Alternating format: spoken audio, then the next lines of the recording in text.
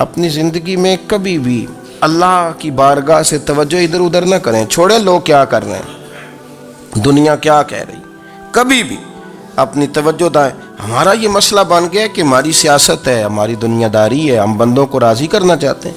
ہم دیکھتے ہیں کون کس طرح, اور آپ یقین کریں آپ تھک جائیں گے, بندے راضی نہیں ہوں گے, وہ نہیں راضی ہوتے. آپ ان کو منا کے لائیں گے تو ادھر والے نکل جائیں گے, ادھر کو منائیں گے تو ادھر والے نکل جائیں گے. اس چکر سے باہر آئیں, اس رب کو راضی کریں جو فرماتا ہے ان الذین آمنوا وعملوا الصالحات سیجعل لهم الرحمن ودا. فرمایا تو ایمان لانے کے بعد نیک عمل کر, میں لوگوں کے دلوں میں تیری محبت پیدا کر دوں.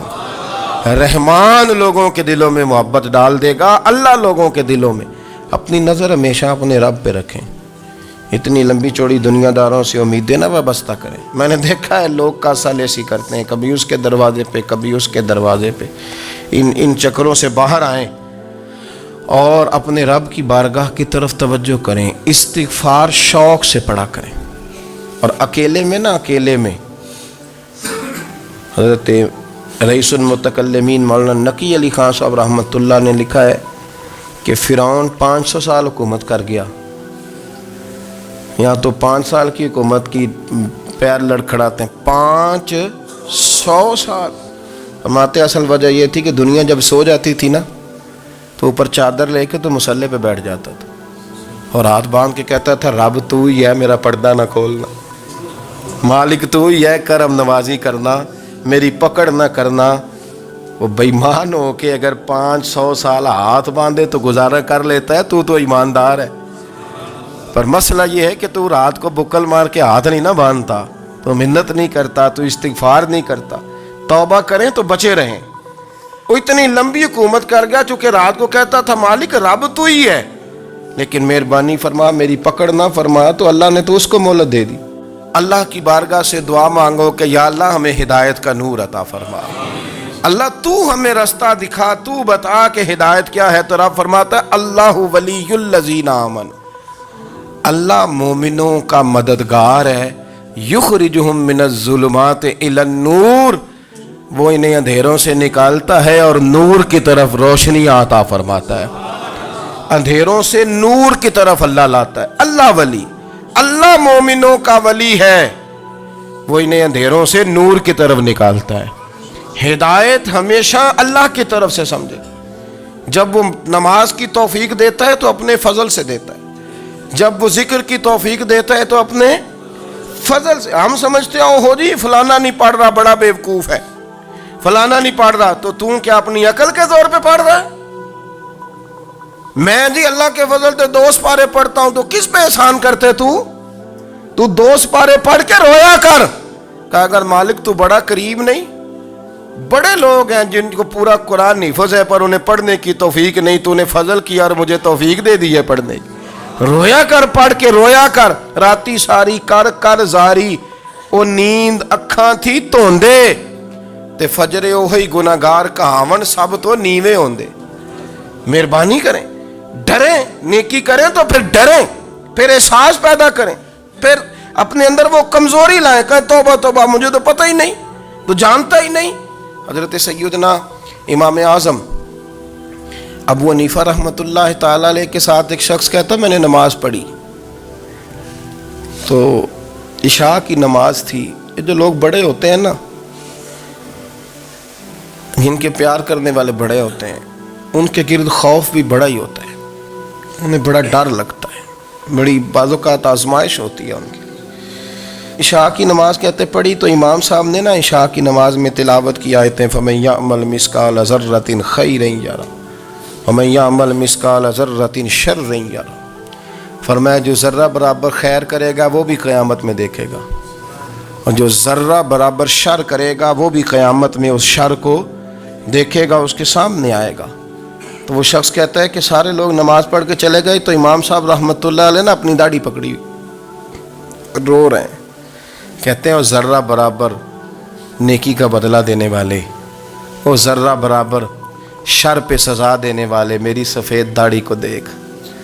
مالک میرے ذرے ذرے سامنے نہ لانا, لوگ تو میری بڑی قدر کرتے ہیں دنیا, میں تو بڑا پہچانا جاتا ہوں, لوگ تو میری راہوں میں پھول لیے کھڑے ہوتے ہیں, مجھے بڑا نوازتے ہیں. قیامت میں رسوا نہ کر دینا، میرے لیے مشکل ہو جائے گی۔ وہ کہتے ہیں میں نے امام صاحب کا درد دیکھا، مجھے کوئی کام تھا تو میں چلا گیا، میں نے کہا کہ وہ اس وقت اللہ کے حضور حاضر ہیں تو میں دوبارہ آؤں گا۔ کہتے ہیں میں تہجد کا وقت آیا تو امام صاحب وہیں بیٹھے تھے اور ان کی داڑھی آنسوؤں سے بھری ہوئی تھی اور زور سے داڑھی پکڑی ہوئی، کہنے لگے مالک رسوا نہ کر دیں، قیامت میں رسوا نہ کر دیں۔ یار جو ہدایت یافتہ لوگ تھے وہ تو ڈرے ہوئے تھے، وہ تو سہمے ہوئے تھے، وہ تو کہتے تھے یہ اس کا فضل نہیں، اس نے بلا لیا، یہ اس کا کرم نہیں۔ حضرت باعزید بسطامی کسی کافر کو دیکھتے تو رو پڑتے، کہتے مالک تو کتنا قریب ہے، یہ بے ایمان رہ گیا، تو نے اپنے فضل سے مجھے اپنے نبی کا غلام بنا لیا۔ وہ رو پڑتے۔ یہاں تو لوگوں کا دعویٰ ہی بڑا ہے، نمازی اللہ خیر فرمائے وہ تو دوسروں کو گھورتا ہے، وہ کہتا ہے جنت کا میں مالک ہوں، کنجیاں میرے پاس ہیں، میں کسی اور کو گھسنے نہیں دوں گا، اور اگر 2-3 حج کر لے تو پھر تو وہ کہتا ہے کہ اب میرے سے پوچھ کے لوگ جنت میں جائیں گے معاذ اللہ، اور اگر وہ 2 4 5 7 دفعہ کوئی نفل پڑھ لے تو پھر وہ کہتا ہے چھوڑیں جی سارے لوگ بے عمل ہیں، میں اکیلا نیک ہوں۔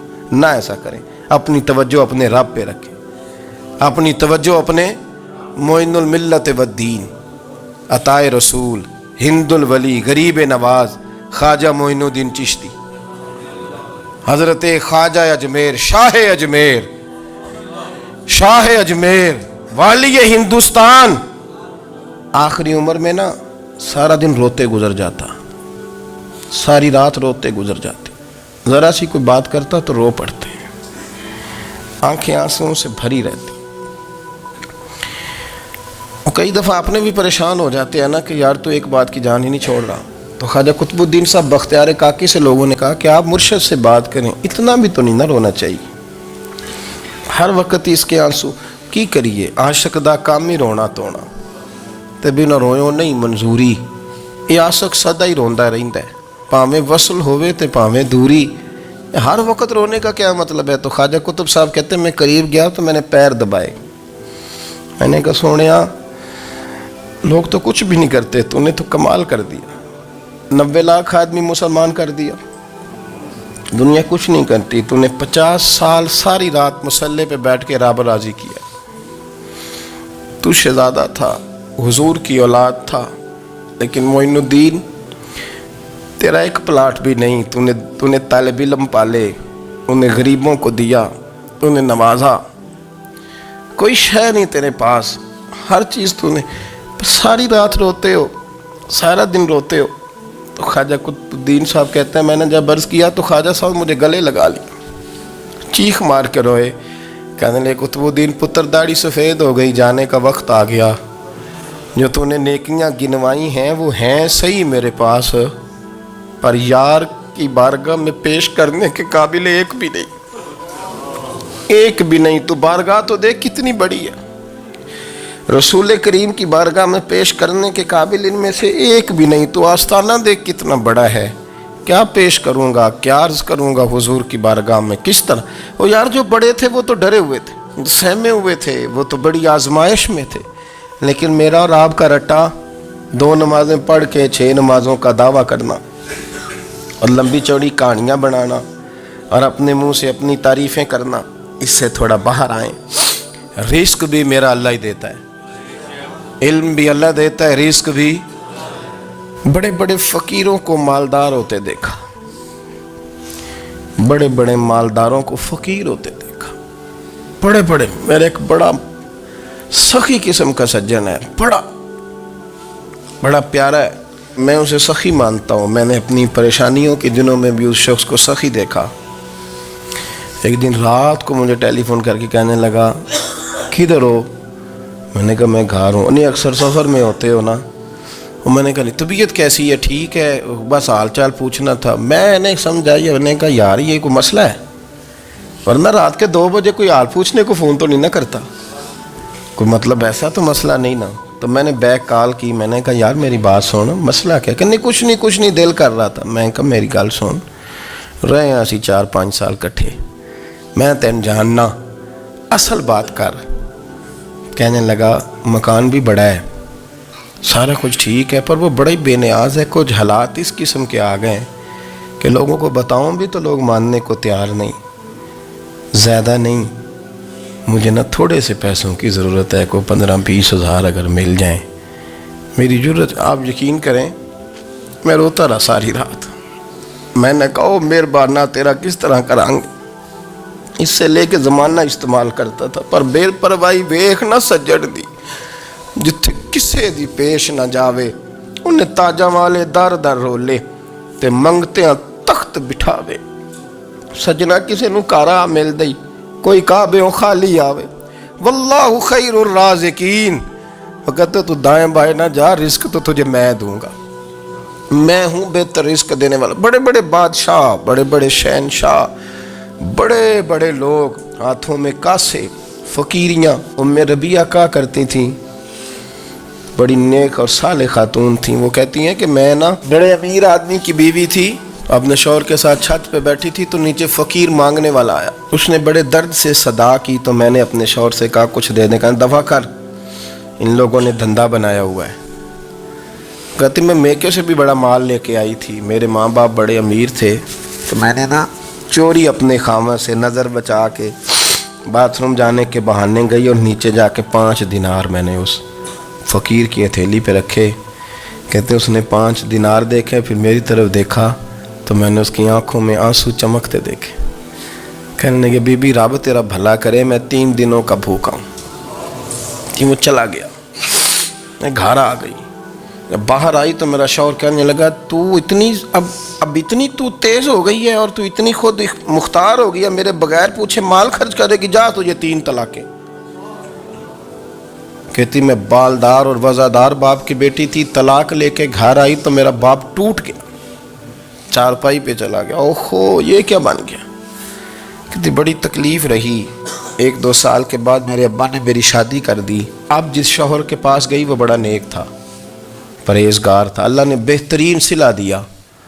کہتی چھت پہ بیٹھی تھی، دروازے پہ فقیر آیا تو میں نے شوہر سے کہا کچھ دے دوں، کہنے لگا 5 نہ دینا، 15 دینا، 20 دینا، میں فقیر ہوں، میں نے فقر سے دولت دیکھی ہے، اسے خالی نہ لوٹانا۔ کہتی ہے کہ میں نیچے گئی اور جب میں نے اس کی طرف دینار بڑھائے تو میری چیخ نکلی، پیسے پھینک کے میں بے ہوش ہو کے گری، میرا شوہر نے آ کے اٹھایا، اندر لے گیا، پانی منہ پہ چھڑکا، کہنے لگا تجھے کیا ہوا؟ کہنے لگی یہ جو مانگنے آیا یہ میرا پہلا شوہر تھا، وہی تھا جو کہتا تھا کہ تو 5 دینار دے آئیے، جا تجھے 3 طلاقیں۔ پڑھو نا حدیث پاک، میرے نبی پاک علیہ السلام نے فرمایا ایک بندہ گنجا تھا، گنجا، کوئی ترتیب آگے پیچھے ہو جائے تو مفہوم کے لحاظ سے، لیکن میں مفہوم اس کا واضح کرتا ہوں، ایک گنجا تھا، کوئی شے نہیں تھی، سر پہ بال بھی نہیں تھے، رویا کرتا تھا۔ اللہ تعالیٰ نے فرشتے کو بھیجا، تجھے کیا چاہیے؟ تو کہنے لگا بال آ جائیں اور تھوڑا مال آ جائے۔ فرشتے نے ہاتھ پھیرا تو بال بھی آ گئے تو بکریاں بھی آ گئیں، لائنیں لگ گئیں، مال ہی مال ہو گئے۔ دوسرے کے پاس گیا، وہ کوڑا تھا، اس کو جا کے کہا کیا چاہیے؟ کہنے لگا شفا ہو جائے اور کچھ اللہ تعالیٰ آسانی کر دے۔ شفا بھی ہو گئی، گائیں بھی دے دی، بھینسیں بھی دے دی، مال ہی مال ہو گئے۔ پھر ایک کے پاس گیا، وہ اندھا تھا، تجھے کیا چاہیے؟ اس نے کہا آنکھیں مل جائیں اور کچھ ساتھ اللہ مال دے دے۔ اونٹ ہی اونٹ ہو گئے۔ جب بڑا نواز دیا تو پھر مالک نے امتحان لینے کا ارادہ کیا، یاری تیری سونا ہے پر آزمائشاں بھی تیریاں اگ، آزمائشاں تیریاں، صحیح کہہ رہا ہوں، آزمائشاں تیریاں، یاری تیری سونا ہے پر آزمائشاں تیریاں، اے سونا پرکھیا جامدائی پہلو نال لگاں دے لگ۔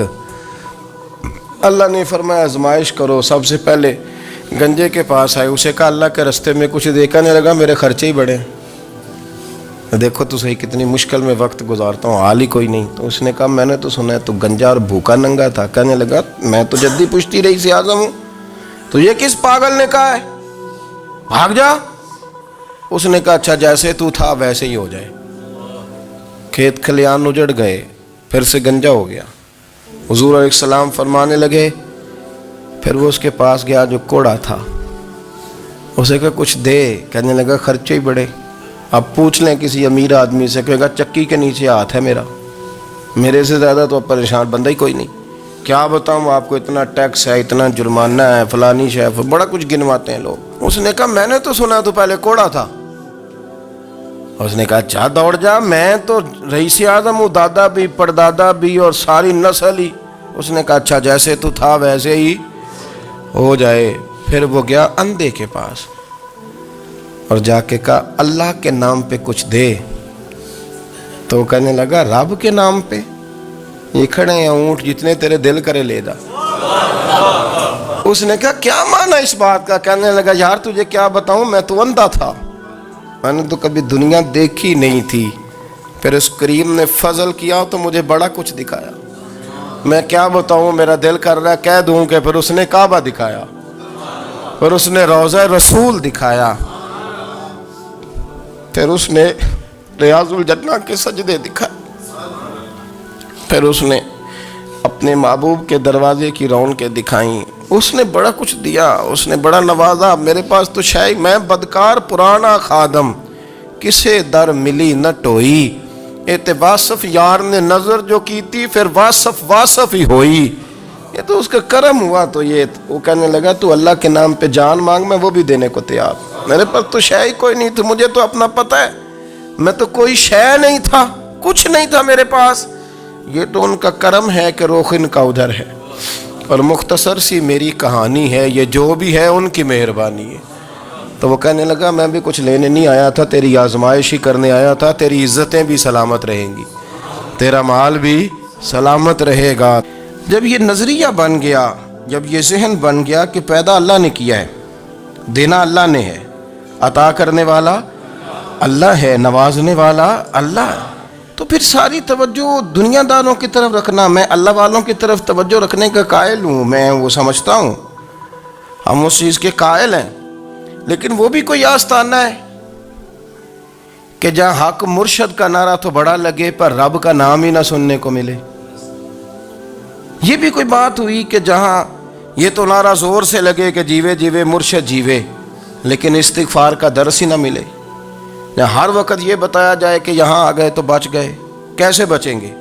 میرے رسول پاک علیہ السلام کا دروازہ سب سے بڑا دروازہ ہے، حضور کا دروازہ سب سے بڑا دروازہ ہے، لیکن میرے دوستو یاد رکھنا، نبی پاک علیہ السلام نے بھی لوگوں کو جب رستہ دکھایا ہے تو رب کریم کا رستہ دکھایا ہے، اللہ کا رستہ دکھایا، اللہ کریم کا رستہ دکھایا، لوگوں کو رب کی طرف توجہ کرائی۔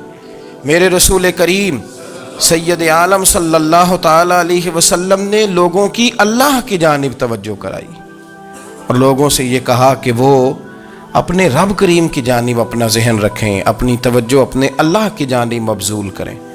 میری بات کو اچھے طریقے سے سمجھیے گا، علم اللہ تبارک و تعالی عطا کرتا ہے تو اسے اللہ کی عطا ہی سمجھنا چاہیے۔ کچھ لوگوں کے پاس علم ہوتا ہے پر علم نافع نہیں ہوتا، وہ ٹامک ٹونیاں مارتے رہتے ہیں ساری زندگی۔ علم کو اللہ کی عطا سمجھیں، اپنی عقل پر اپنے شعور پر زیادہ بھروسہ نہ سمجھیں، نظر اللہ پہ رکھیں۔ حضرت مولا علی شیر خدا کرم اللہ تعالی وجہہ الکریم سے کسی نے پوچھا تھا بڑا عالم کون ہوتا ہے؟ ہمارے ہاں تو اب وہ والے عالم پائے جاتے ہیں نا، اللہ ماشاءاللہ، جو ممبر پہ بیٹھتے ہیں تو دعوے ہی دعوے، ممبر پہ بیٹھتے ہیں تو دعوے ہی دعوے، اس طرح کے عالم ہمارے ہاں پائے جاتے ہیں، وہ ہر بات میں دعویٰ کرتے ہیں، میں یہ کر دوں گا، میں وہ کر دوں گا۔ یہ مزاج علماء کا نہیں۔ حضرت علی المرتضیٰ سے کسی نے پوچھا بڑا عالم کون ہوتا ہے؟ فرمایا بڑا عالم وہ ہوتا ہے کہ جسے مسئلے کا پتہ نہ ہو تو وہ کہہ دے مجھے نہیں پتہ، میں پتہ کر کے بتاؤں گا، غلط بات بیان نہ کرے۔ امام مالک سے کسی نے کوئی مسئلہ پوچھا تو آپ فرمانے لگے مجھے اس سوال کا جواب نہیں آتا، ہمارے بزرگ سمجھاتے کیا ہیں؟